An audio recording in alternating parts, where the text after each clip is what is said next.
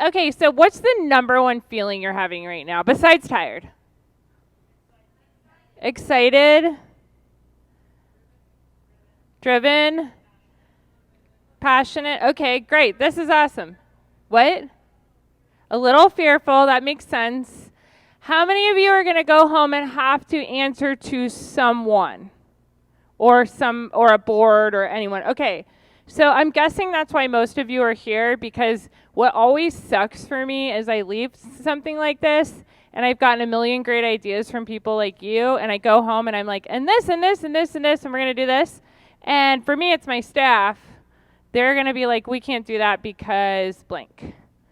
And it gets really demoralizing, and I think a lot of people actually leave conferences, get totally pumped, come home, and just feel really depressed. It's a little bit like summer camp ending. Did any of you go to summer camp? I did too. It was like the best time of my life. My parents decided to have like a lot of kids after they had me. So my house was like a daycare, so summer camp was always like the time that I met my people. And coming home was always a real bummer. So I think you may feel like that, but I'm going to help you. I want you to leave here, and I want you to go home and be able to accomplish something, even if you have that boss. So there are 3 types of bosses, boards, even employees. There's 3 types of people when it comes to responding to new things. You're probably looking at the screen now, and you probably already know which one you have. Number 1 is the boss that's like Dr. Jefferson, who you bring her an idea, and she's like, yes, let's try it. I know most of the directors that are my mentors are like that. Someone brings them an idea, and they're like, absolutely, let's try it, let's make it work. Then you have the boss that most of us have. This is a boss that's like, well, that seems like a good idea. I want to support you, but that sounds too blank. What are some of the words that people use? Expensive. Time-consuming. Radical. Won't work here. We tried that. It doesn't work. It's my least favorite statement in animal welfare. Or the big one, risky. That's one we hear all the time. It's too risky. There's too much liability. How many of you feel like that is who you report to, or that type of statement will be your biggest barrier? Okay, so then you have number 3, and this is the boss or the employee or the board who says, no, that's a stupid idea. Why are you even talking about that? It's not part of your job. Just stay in your lane. Do any of you have that boss?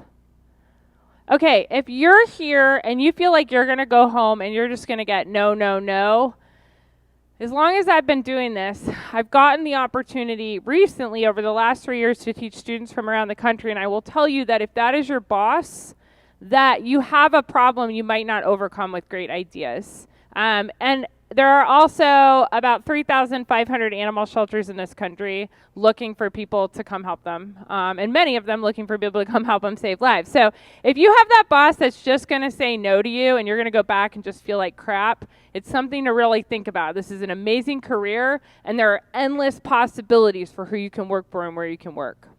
But I think what I'm mostly talking about are those of you who are going to come home and have a boss with concerns.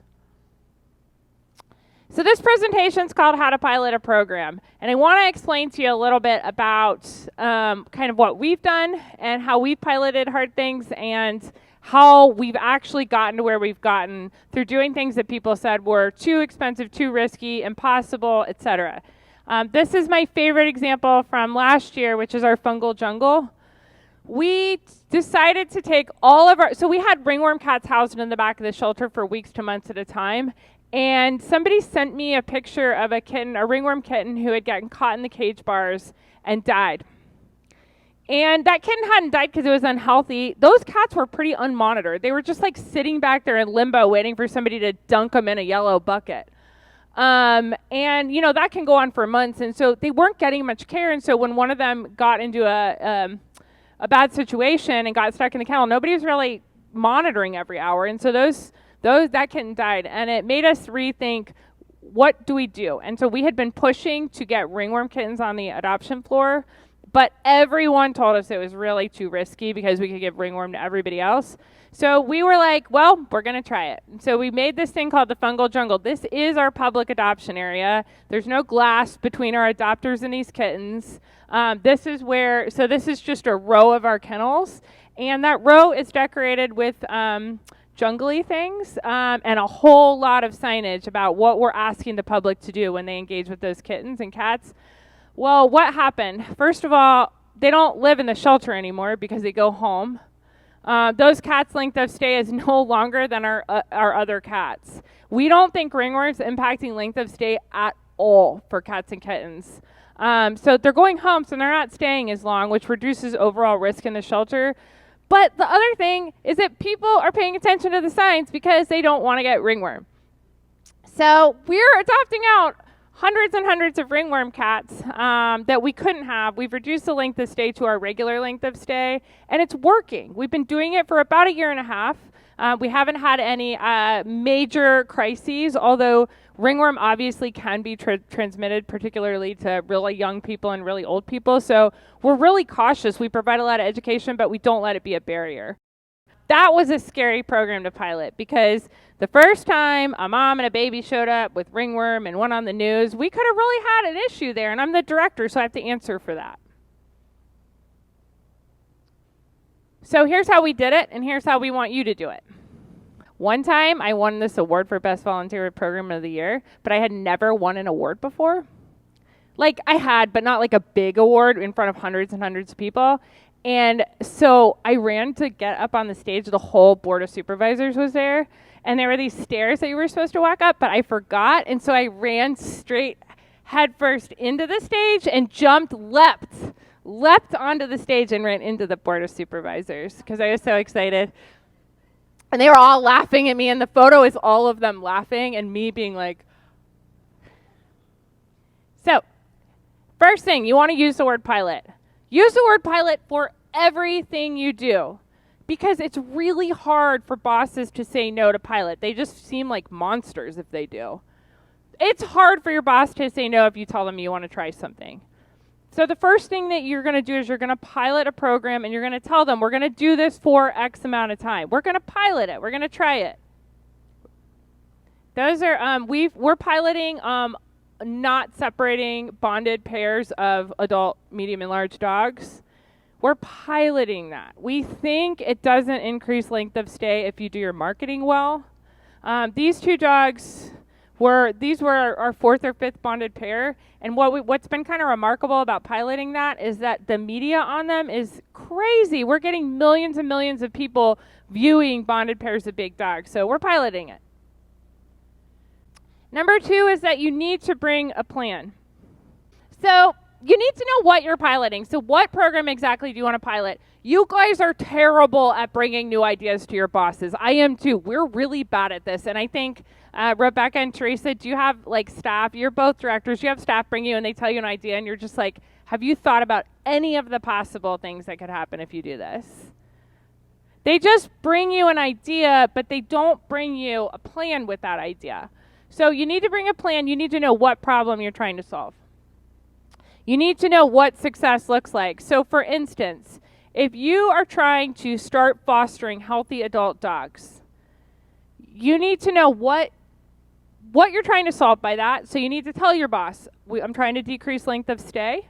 We're trying to place dogs more quickly. We're trying to prevent shelter decline. But you need to have a measurable, what does success look like? So you should also say, if I'm successful in this first month pilot, we will have sent 10 adult dogs to foster, and we will have reduced the number of dogs staying in the shelter for over 90 days. Right? You have to put a metric to it. You also have to know how you're going to measure success and what group of animals are involved. Knowing what group of animals are involved is really important because you can help make the program seem less scary if you define the group. So if you're trying to pilot a program for all cats, that's a little more overwhelming than piloting a program for adult cats over 5 years old or adult cats who are indoor but non-social. Be specific about what group you're trying to impact. And that goes back to Ellen's 12 ingredients and knowing your data so you know what groups are most vulnerable. You need to know your timeline. So a pilot, this is really important. A pilot can be a day. A pilot can be a year. A pilot period is defined partly by what goal you're trying to accomplish. So if your boss is super averse to change and they're really nervous about risk and liability, let's go back to that adult dog foster. Try 3 dogs in foster in a month. 3 adult dogs in a month. Or say, I want to try to send 1 dog to a field trip foster and see what happens.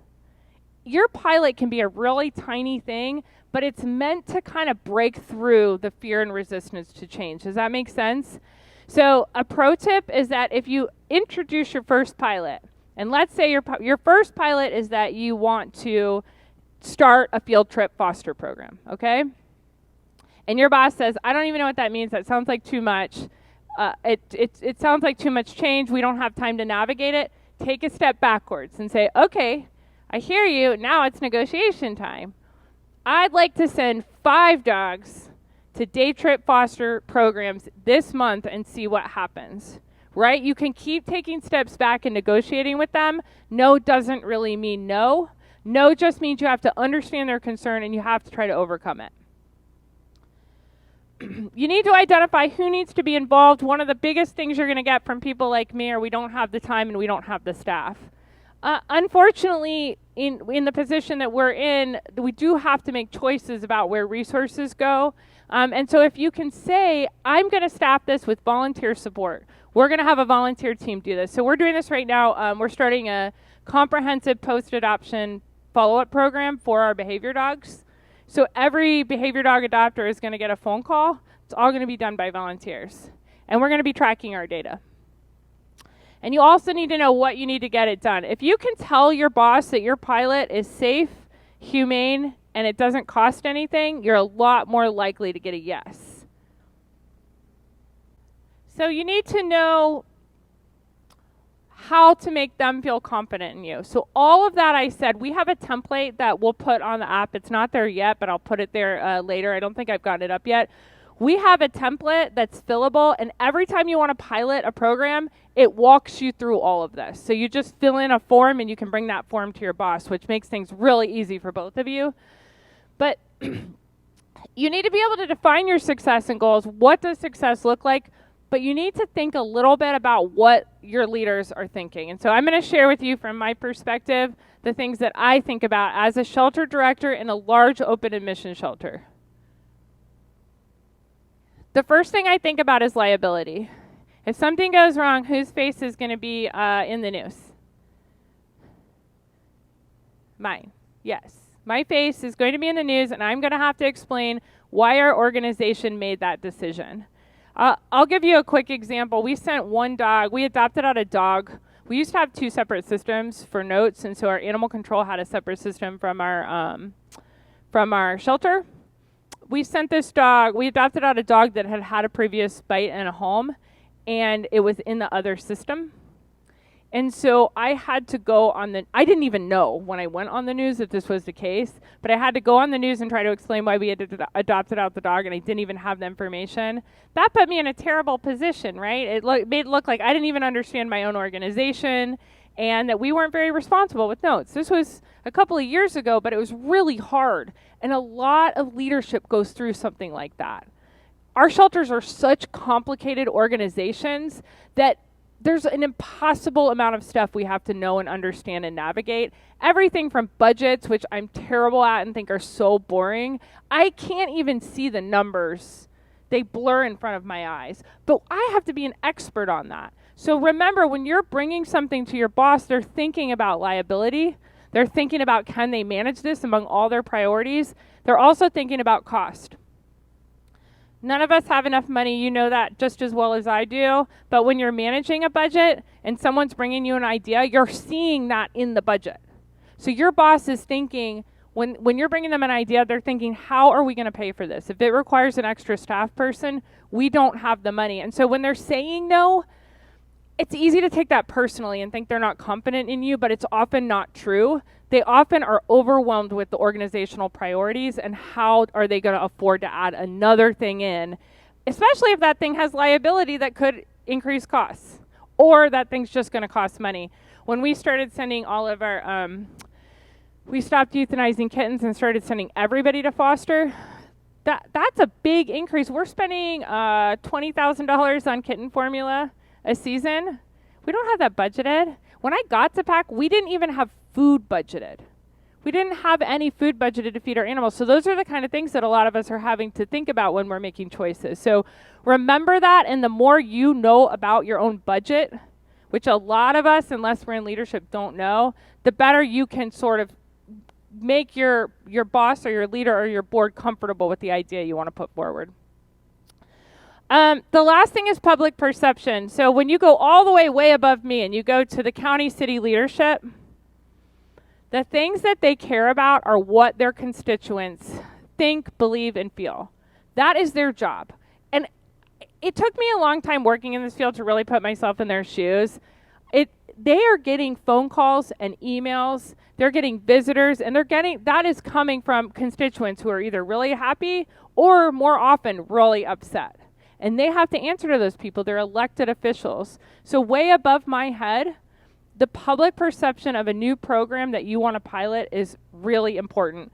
We had a shelter that piloted the day trip dog foster program, and they sent a dog out with a reporter on their first day. And that dog, they took the dog running, and the dog bit a jogger.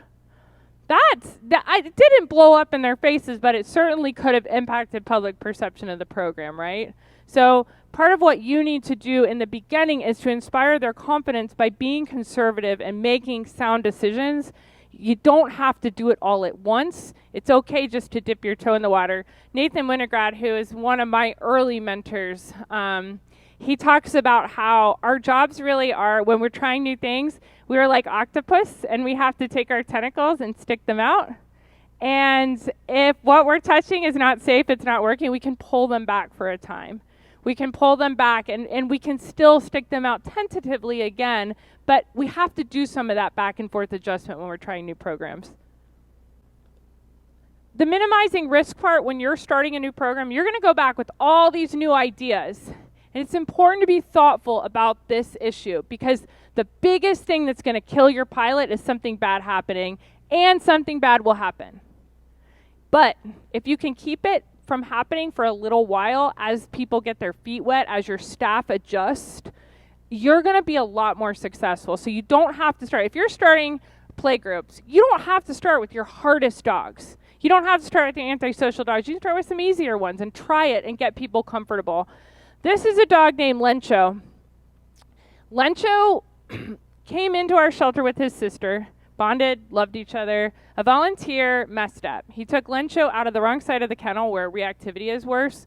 When he went to put him back, he got between Lencho and his sister, and it was a super high-stress situation, and Lencho bit the volunteer really severely. He bit his arm, and it was a level 4 bite.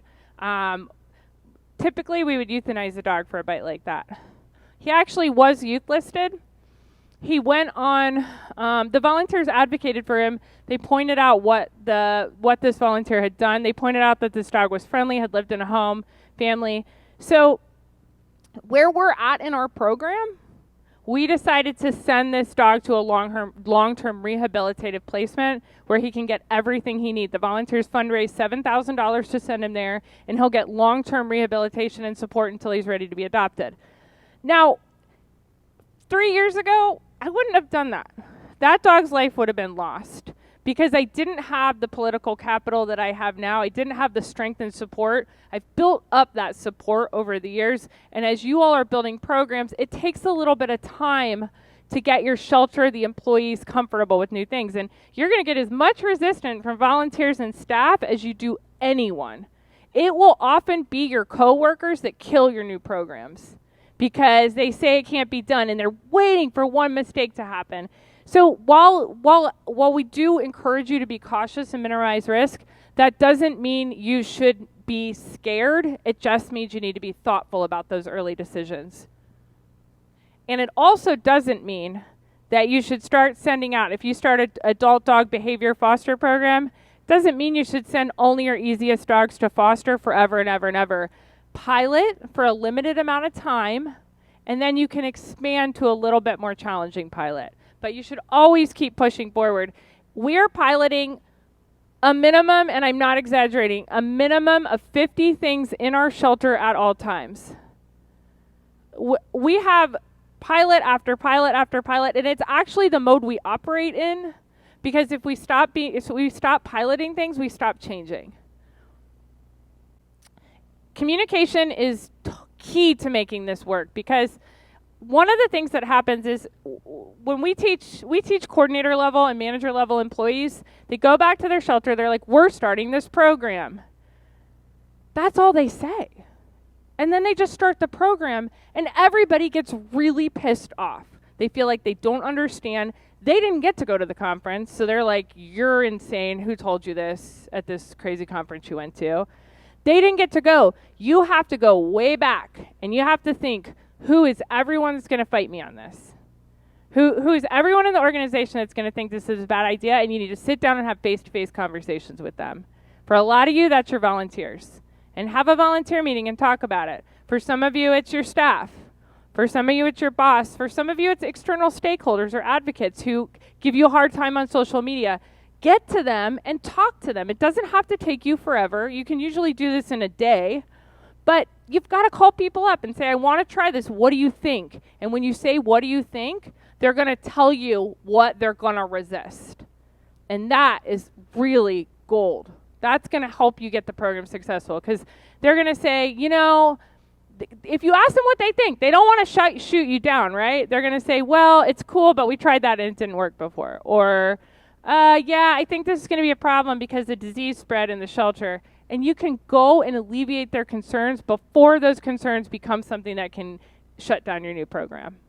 And these all I know it sounds like a lot, but these steps save you so much time and pain once you start the program. They really will make a difference.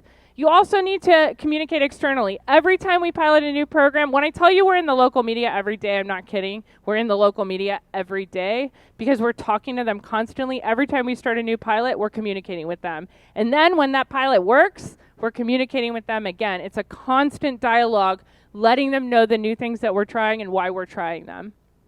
So our adopters, our fosters, our volunteers, our local media, we're telling them all the new things we're trying all the time. You may have seen, if any of you follow me on Facebook, you might have seen that we're piloting a hoarding response task force. We took in 1,000 hoarding case animals last year. We have more hoarding in Pima County than anywhere I've ever lived. I think it's because there's enough isolation and a lot of breeding that happens, so people are keeping hundreds of animals in one place. We're piloting this hoarding response task force, but we didn't just do it because we also live in a state where people's private rights are very, very important. It's like a kind of a libertarian streak in Arizona. So we wanted to get out ahead of it because we knew right away people were going to say, are you going to infringe on my private property rights? And that wasn't what we were trying to do. But we planned for that, and we communicated about it before we ever had our first meeting. We didn't wait until somebody complained. Don't wait. You know what people in your organization and in your community will complain about. Get ahead of it. So that's our foster. I tried to throw in some cool things we're doing. That is on every kennel. Every animal in our shelter is available for foster unless there's some crazy reason it shouldn't be. And on every kennel, we talk about how you foster, which is literally go to the foster office and take home a pet that day. So it's no harder to foster than it is to adopt. Do any of you do that? Is it as easy to foster as it is to adopt?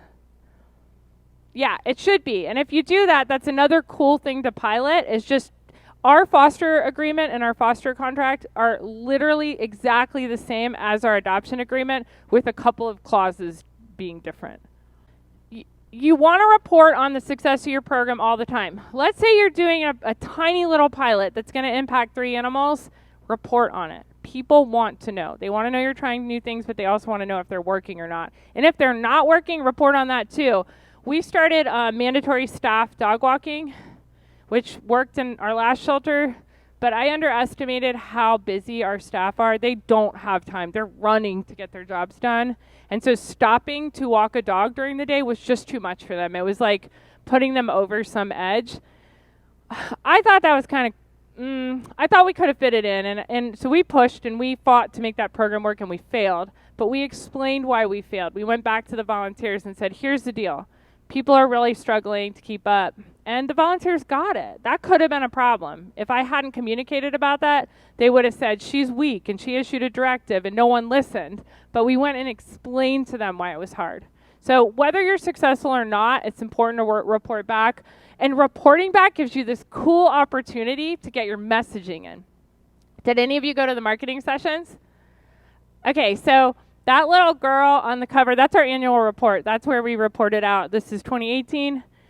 That little girl was one of our clients who was experiencing homelessness, and she had gotten that puppy, and her family brought that puppy to one of our homeless clinics and told us how they had literally lost everything, and that they got her this puppy to provide her emotional support through the father had lost his job, and they got her the puppy to provide emotional support through this time when she had lost everything she knew.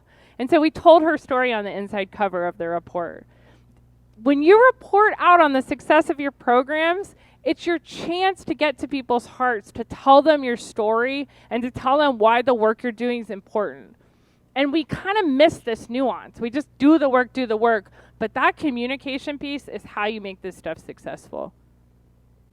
So you get to the end of the pilot, and it worked. Let's say you started a program to save bottle baby kittens, and you're now saving 70% of the bottle baby kittens, and that's much better than your 40. That's when you start a new pilot. So the end of that pilot would be to say, we increased the save rate, we met our goal for this pilot, now we're going to start this new pilot. And the new pilot can be a little bit braver and a little bit harder. Maybe the new pilot is to save 80% of the bottle baby kittens, and it's going to be a little bit longer. It's going to be a 6-month pilot to give you more time. But you want to leap from pilot to pilot to pilot so that you keep pushing your organization forward and you keep making change happen. This is one of my favorite programs. It doesn't impact very many lives, if I'm being honest, so don't do it if you're still killing a lot of animals. But we send bottle baby kittens to memory care facilities. Have any of you ever had family members or friends who have suffered from Alzheimer's or other memory care related? So you know that you literally lose people, like their minds go, and you almost don't even know them anymore. They're not really lucid, except in certain moments. And so what we started doing is sending bottle baby kittens into memory care facilities, and the staff and the volunteers, the staff and the residents take care of the kittens overnight. What's been so amazing about this program isn't just that it's been like free foster homes for little kittens, but the people who hadn't had a lucid memory in a decade or more are able to start recounting their childhood and talking about what their life was like growing up on a farm, and they'll start talking about family members and how they had kittens. And it has been incredible to see what this program's done for people. And the most special part is that as people lose their memory, most of the kittens got adopted by family members who wanted a connection to their loved one. And so the animal survives even when the people don't, as a connection for the loved one of that person. So it's been a really cool program, but it hasn't impacted life-saving significantly. It probably could, but it's also a lot of work because there are challenges with working with residential facilities. If you worked with jails or schools, you know that. So pilot all the time. We need to totally change our mindset about how we're doing animal sheltering, that we ever think we should stop piloting anything. 50 is not really enough. We should be piloting. We're a huge shelter. We're a 90,000 square foot shelter in a 9,000 square mile county with 1 million people and 19,000 animals. And so we should be piloting way more than we are. Everything you do should really be a pilot, because pilots also encourage us to track data and know if we're successful.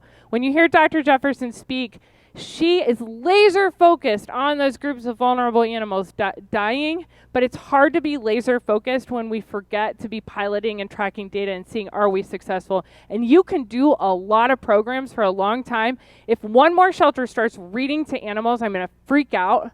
I don't know what the impact on life saving. I don't know why humane education programs as they've existed are still going on. You can invest your resources so much differently, and if people were tracking the data on do these programs have any impact on life saving, they would probably find that they don't. But I don't think there's been one, Ryan, this is you and I's favorite thing to complain about. I don't think there's been one study on the impact on life saving of any humane education or reading animals program ever, right? Yeah, so we need to, if you're going to do one of those, please track your data and tell me if it has any impact on your shelter to do humane education, because if it does, then I'm wrong. But when we don't track data, when we don't pilot, we miss out on knowing what's working and what's not. I think we have a few minutes left, so I'll turn it over to any questions you guys have. So the nature of the structure of our shelter is that our dog staff is essentially completely separate from our cat staff. So in regards to piloting new programs and making sure you have the entire staff on board, how much integration do you suggest, or can they be kept more or less separate? Do any of you have a dog-centric organization where dogs' needs are primary over cats? We do. We just have so many more dogs. Do any of you have a more cat-focused organization? So, yeah, I mean, I think it really depends on your organization. And the question about integration really depends. Like, we've actually separated everything out because we found that cats' needs weren't being met unless we created a dedicated cat program, that cats were always second class. They were always getting left behind. So we actually built a separate program for cats that was cat focused. But for other shelters, if you have one group of animals that's dying and they need more resources, it might make sense for you to integrate more fully. It really just depends on your particular situation. Well, I just think I'm just really stuck on this, the memory care facility. Do you know why people's memories start? I'm just like, is there any research on that? That's just wild to me. On what? On like why their memory started to come back. Is it just like the repetitive, like I've done this before? Is that why they started to remember things? So at the memory care facility, when people's memory comes back, we have no idea. Animals are amazing. I don't know. It is crazy, and it's crazy when you see it. It's just like no one can not cry. Like, it's pretty. And to see what it does for family members is really special too. But again, don't do it if you're still killing a lot of animals. You have more important things to do. But it's really cute, and it makes you a lot of money. So if you need money, you might want to do it. So in terms of a lot of the proactive programs, a lot of things in our county, we wait until hold time is over because we worry about the liability of, let's say, play groups with someone's animal that isn't really ours yet. So say I take your animal was loose, I do a play group with another animal, and the worst happens. Any suggestions? No, but this is like my favorite question I've gotten asked this whole conference because it's so important. This idea that I'm not advising you to do anything with animals on stray hold. I will tell you that we are moving towards treating animals on stray hold like every other animal. I think that our reclaim rate is 15%. We are doing a detriment, so much harm to the animals by keeping them in kennels during stray hold and not touching them. All of our animals, when they come in, stray hold or not, they're available. They're able to be seen by the public. They're available for adoption. We are play grouping them. We have pretty good play group protocols, so we can generally keep dogs safe. But we're play grouping and evaluating. They are ready to go. Our goal is that our pets are adopted, and they're in that spay neuter weight kennel literally the second they leave stray hold, so that they're out the door. And it's really how, if you all went home and did nothing else but made every animal in your care available from the second it enters, you probably would double your save rate. Or at least, no, you would decrease your kill rate probably by half if you just did that, just making them available. We've been looking a lot into length of stay prior to pets are being made available to the public. We're finding shelters that are holding animals for weeks or months before the public ever even knows they're there. And so we're really focused on length of stay for pets prior to becoming available and visible to the public. But that can be scary stuff, but we shouldn't be so scared of it. I have a question. Yes. That brings up, when you were talking about stray hold, how long is your facility's stray hold time? At the facility I work at now, it's 3 days. I've been in a facility where it was 5 or 10. I've worked with all different lengths of stray hold, but Ours is 3 days, and that is, if it were 5, we'd be euthanizing a lot more animals, I think. Yes. Microchipped and identified animals are 5 days. Yes. I can just repeat your question if you want to. Who primarily is coming up with the pilot programs? Is it leadership or is it anybody in staff? A lot of caretakers, a lot of volunteers. Like our volunteers right now are the ones piloting this bonded pair program. We're calling it BFS because bonded pair is creepy and we shouldn't be using that language anymore. But so they're piloting this BFF program that if pets want to be together, we don't separate them. So anyone in the organization, volunteer advocate, foster, worker, at all levels, anyone can bring a pilot program. And as the director, those are going to come to me at some point. But a lot of our leadership team, a lot of what they do during the day is talk with people about new pilots.